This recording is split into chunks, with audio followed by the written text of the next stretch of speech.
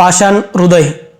गोकुळनगरामध्येच चुलतीने केला पुतण्याचा खून, कारण तिला होत नव्हते मूल. नमस्कार मित्रांनो, स्वागत आहे आपल्या सह्याद्री कट्ट्यावरती. आणि आजची ही कथा बघायची आपल्याला एका गोकुळनगरामधली, आणि गोकुळाष्टमीच्या दिवशीच हा घडलेला खून. तर त्या रात्री श्रीकृष्ण जन्माष्टमीचा सोहळा होता. रात्री उशिरापर्यंत दांडिया रासलेल्या फड होता. महिला जन्माष्टमीचा पाळणा म्हणत होत्या, तर काही ठिकाणी कीर्तनकार वासुदेव देवकीच्या कथा अगदी आगळ्या वेगळ्या ढंगात कथन करत होते. अनेक तरुण तरुणी वेगवेगळ्या वेशभूषा करून नृत्यामध्ये दंग होते. वृद्ध तरुणांचा हा खेळ बाजूला बसून पाहत होते. मध्येच पावसाची एखादी श्रावणसर ओलावा येत होती. रात्र चढत होती. पहाटे केव्हा तरी हा खेळ संपला. आता श्रावणसरींनी जोर धरला होता. प्रत्येकजण आपापल्या घरी पोहोचले होते. श्रीधर काका कृष्णाख्यानं संपून आता पारगावून घरी निघाले होते. आता गोकुळनगर शांत झोपी गेले होते. काकांनी पावसात भिजू नये म्हणून छत्री उघडली. काका झपाझप पावले टाकत घराकडे जात होते. वाटेत रामू अण्णाच्या गोठ्याजवळ ते थांबले आणि तिथे यांना ते काळ्या कागदाची पिशवीत काहीतरी त्यांना दिसले. तसे ते थोडे डचकले. काय बरं असेल या पिशवीमध्ये म्हणून ते पिशवीच्या जवळ गेले. एव्हाना पाटेच 5 वाजले होते. काकांनी पिशवीचे तोंड उघडले आणि ते घाबरले.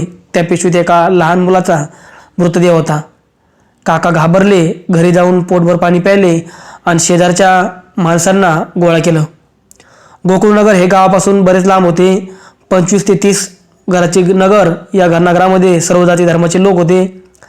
एव्हाना अंधुकसा प्रकाश झाला होता. या प्रकाशात लहान मुलाचा मृतदेह दिसू लागला. हातपाय बांधलेल्या अवस्थेत मृतदेह पाहून बायकांना रडू येत होते. नाना तऱ्हेच्या शिव्यांनी लाखोली बायका वाहत होत्या. आता काकांनी पोलिसांना खबर दिली. त्याचबरोबर फौजदार रमाकांत देसाई घटनास्थळी दाखल झाले. मृतदेहाचा पंचनामा केला. मयत मूल हे कुणाच्याही ओळखीचे नव्हते.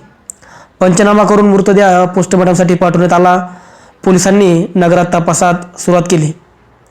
आता घटनास्थळी काही धागे दोरे मिळते का हे पोलिसांचे पाहण्याचे काम आणि ते करत होते, तपास करत होते. मात्र घटनास्थळी कोणताही धागा पोलिसांना मिळत नव्हता. प्रत्येकाच्या घरात जाऊन स्वतः फौजदार रमाकांत देसाई तपास करत होते. मात्र तपास करूनही पोलिसांच्या हाती काहीच लागले नाही. दिवसभर तपास करून मयताची ओळख पटलेली नव्हती. डॉक्टरांच्या अहवालानुसार गळा दाबून त्या मुलाचा खून करण्यात आला असल्याचे नमूद करण्यात आले. आणि दुसऱ्या दिवशी एका पोलीस स्टेशनला मुलगा बेपत्ता असल्याची फिर्याद नोंद झाली होती. मयत मुलाचे नाव ऐकून त्याचे नाव रोहन असून तो 5 वर्षाचा होता. आणि ओळखीसाठी पोलीस स्टेशनमध्ये रोहनच्या पालकांना बोलवण्यात आले. मृतदेह बघताच आईने हंबरडा फोडला. एकुलता एक मुलगा गेल्याने ती धाय मोकलून रडत होती. मयताची ओळख पटल्यामुळे पोलिसांनी तपासाला गती दिली. वृत्तपत्रातून लहान मुलांच्या संशयास्पद मृत्यूविषयी रकाने भरून येत होते. या लहानग्याचा खून कोणी आणि कशासाठी केला असावा याचा शोध पोलीस घेत होते. आदल्या दिवशी तो कुणाबरोबर खेळत होता, कुणाच्या तरी घरी गेला होता, त्या सगळ्यांकडे पोलिसांनी चौकशी केली. परंतु त्या दिवशी जन्माष्टमीच्या असल्याने गोकुळनगर उत्सवाच्या तयारीत दंग होते. त्यामध्ये रोहनचाही समावेश होता. रात्री दांडिया नृत्यामध्ये तो खेळत होता. मात्र दांडिया झाल्यानंतर मात्र तो कुठेही गायब झाला हे कुणालाच कळले नाही. रोहनच्या घरामध्ये त्याचे आई वडील व काका काकी राहत होते. पोलिसांनी रोहनच्या आईवडिलांना कोणाशी तंटाभांडण आहे का याची चौकशी केली. मात्र असा कोणताही वाद नव्हता. रोहनच्या वडिलांचे सगळ्यांशी चांगले संबंध होते. मग रोहनचा खून केला कोणी नेमकी हा प्रश्न पोलिसांसमोर उभा होता.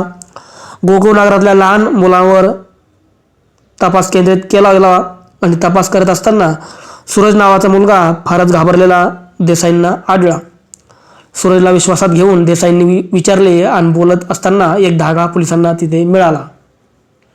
आता ताबडतोब पोलिसांनी रोहनची काकी सुरेखाला चौकशीसाठी ताब्यात घेतले. मात्र तो माझा पुतण्या असून मी त्याचा का खून करू असा प्रश्न ती करू लागली. मात्र पोलिसांनी 14वे रत्न दाखवताच ती पोपटासारखी बोलू लागली. होय साहेब, मीच मारलं रोहनला. मला 10 वर्ष होऊनही मूल झालेलं नव्हतं आणि प्रत्येकजण मला हिमत होतं. पाहुणे आले तरी आम्हाला टुमणे मारायचे आणि रोहनचे कौतुक करावायचे. मला भयंकर राग यायचा आणि मी ठरवले रोहनला एक दिवस संपायचं.